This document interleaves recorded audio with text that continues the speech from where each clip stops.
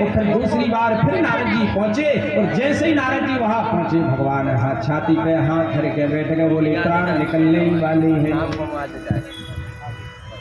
भगवान नारद जी बोले तो दवा क्या है? बोले नारद दवा यही है, कोई अपनी चरणों की धूल ला करके मेरे सीने में माथे में लगा दे तो मेरा रोग ठीक हो जाएगा, मेरा रोग ठीक हो जाएगा। नारद जी ने रज नहीं दी, धीरे धीरे ब्रह्मा जी के पास गए, ब्रह्मा जी ने भी रज नहीं दी। जब ब्रह्मा जी ने रज नहीं दी, शिव ने नहीं दी, किसी ने नहीं दी, प्राण निकलने वाले थे, भगवान के पास फिर पहुंचे नारद जी। और जैसे फिर पहुंचे भगवान बोले किसी ने दी? बोले नहीं। बोले आप मेरी गोपियों के पास चले जाओ, गोपियों के पास जाना और गोपियों के पास जाकर के प्राण वृक्ष को मांगना।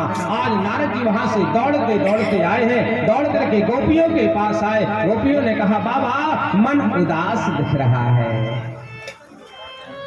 मुझे ऐसा लगता है मेरा श्याम सुंदर दुखी तो नहीं है।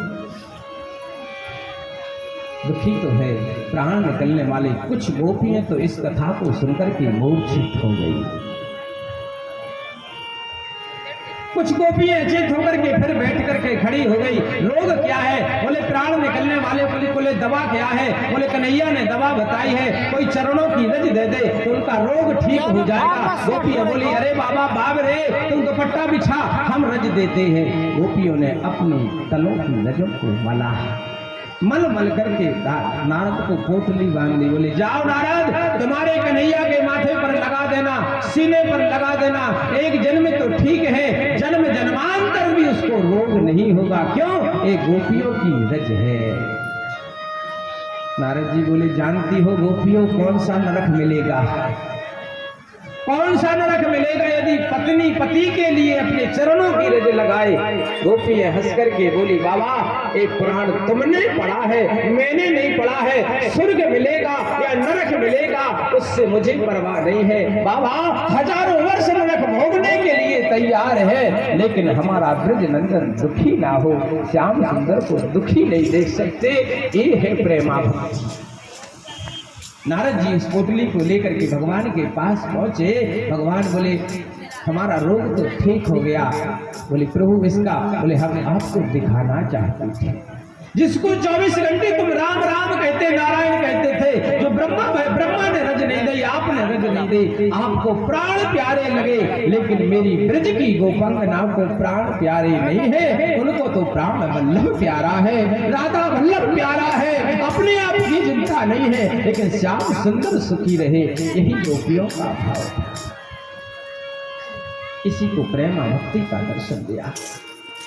सुखदेव कहते हैं राजन धीरे धीरे और आगे कथा विस्तार में हुई। इक्ष्वाकु वंश के राजा हुए, जिनके लिए एक गाय दूसरे ब्राह्मण को राजा नरक में डालने गई। देखिए दान की बहुत बड़ी महिमा है साहब। दी हुई दान की चीज जो वापस ले लेता है उसको रो रो नरक जाना पड़ता है। दी हुई चीज जो वापस कर लेता है, या धर्म क्षेत्र की जगह हो, गौचारण की जगह हो, मंदिर की जगह हो, 4 लोगों के निस्तार की जगह हो, शमशान की जगह हो, जो उस जगह पे कब्जा कर लेता है भैया वो जीव कभी कदापि सुखी नहीं होता है। क्यों? ये जगह भगवान के स्वरूप को प्रदान करने वाली होती है। राजन आज राजा ने दान तो दे दिया, लेकिन वही गाय दूसरे के दान की प्रवृत्ति को कर दी। इतना बड़ा दंड लगा, दोनों ब्राह्मणों में झगड़ा हुआ, राजा को श्राप मिल गया। राजा को श्राप मिला तो राजा को गिरगिट की योनियों को भी भोगना पड़ा। आगे कथा में हुआ कि राजा एक कुएं में गिरगिट में पड़े थे। भगवान द्वारकाधीश आए हैं, द्वारकाधीश ने बाहर निकाला और बाहर निकाल करके उनका उद्धार किया। इक्ष्वाकु वंश की कथाओं का दर्शन हुआ। इसी में आगे जरासंध का भी वध हुआ और जरासंध की वध की कथा का भी दर्शन इसी रूप में प्रदान होकर के दिया। सुखदेव कहते हैं भगवान के परम प्रिय मित्र हुए जिनका नाम सुदामा हुआ, बड़े प्रेम और भक्ति के साधक थे। भावना से पूर्ण थे, केवल भगवान का भजन करते थे, भगवान को अपना दत्त प्रदान मानते थे। इनकी पत्नी का नाम सुशीला, जैसा नाम था वैसा काम भी था। कभी भी अपने पति से ये नहीं कहा मुझे ये चाहिए, जो पति लाया उसी में खुशी रहना, ये पतिव्रता नारी का धर्म है। एक बार एक गांव में पंगत भाई, उनके पति खत्म हो गए, 13 ही भाई। गांव भर को न्यों तो दौगाओ, लेकर के बेचारे भूल गए होंगे पड़ोसन हो नहीं न्यों पाओ।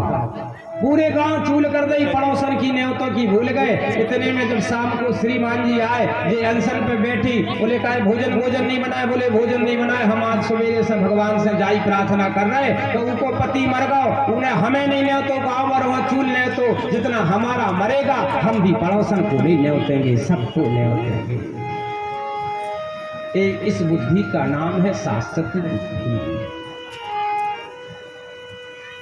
तो जो पति को प्रसन्न रखे उसी का नाम धर्मत्व है।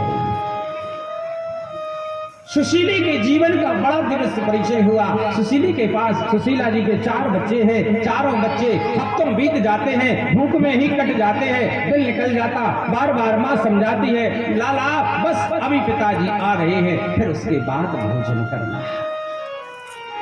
हफ्तों बीत गए,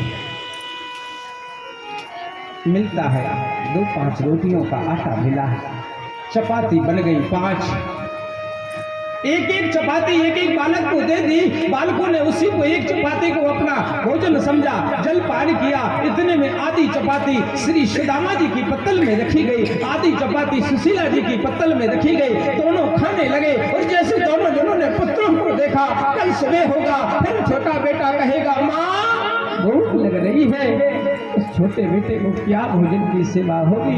दोनों पति पत्नी ने आधी आधी रोटी रख दी, केवल तुलसी दल लिया, जल डाला।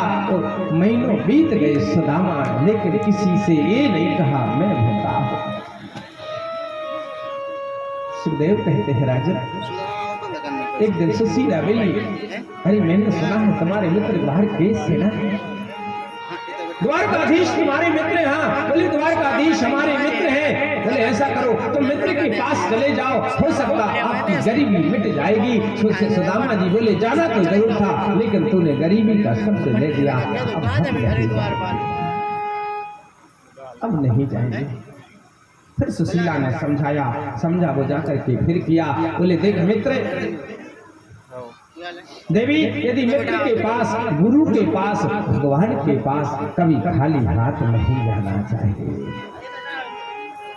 और इधर नीचे डाल दीजिए, नीचे से मतलब दोनों को नीचे डाल दो, नहीं गद्दा बिछा। गुरु के पास, मित्र के पास और भगवान के मंदिर में कभी खाली हाथ नहीं जाना चाहिए। ये कौन लिया? सुशीला गई है, 2-4 घर से मुट्ठी दाने लाई है और चावल के दाने लाकर के लाई और पोटली बांध दी साहब। पोटली बांधने सुशीला जी के घर में इतनी गरीबी है, सुदामा जी के घर में बांधने को भी मुट्ठी में चावल नहीं, कपड़ा नहीं है। सैकड़ों जगह से साड़ी सिली है, और सिली हुई साड़ी में चावल की पोटली बांधी और सुदामा जी को दे दी, जाओ अपने मित्र को दे देना। सुदामा जी को जाना था द्वारका, जा रही थी संतों की मंडली, पहुंच गए हरिद्वार। समय हो गया, थक गई, 6 महीने लग गए सुदामा। 6 महीने के बाद में द्वारकापुरी के समुद्र के किनारे पर भगवान सुदामा जी बैठे हुए हैं और वहां बैठ करके अब मुझे नहीं जाना है, यदि कन्हैया को सेव मिलाना हो और तो बुला ले या दर्शन यही देकर के जाए। भगवान तो भावना को समझते हैं, भैया केवट जी आ गए। और जैसे ही केवट आए और केवट आके के भाव को प्रदान करने लगे, वो आए संगीत वाले भैया कहाँ गए? नहीं आए, हारमोनिया हो तो दाव को बुला लेता तो गीत हो जाए। हारमोनिया बोलो कहाँ गए माखन भैया? झांकी बनी है तो घर पर सामान्य आए।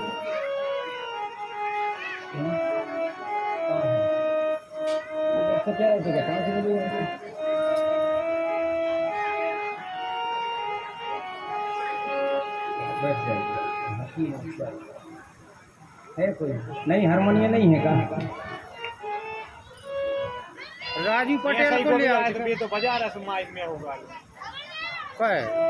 राजू पटेल को तो बता दो। अरे आँख नहीं देख रहा था अभी हम कहाँ है में जो ढूंढे थे संगीत वाले? कोई नहीं है यहाँ।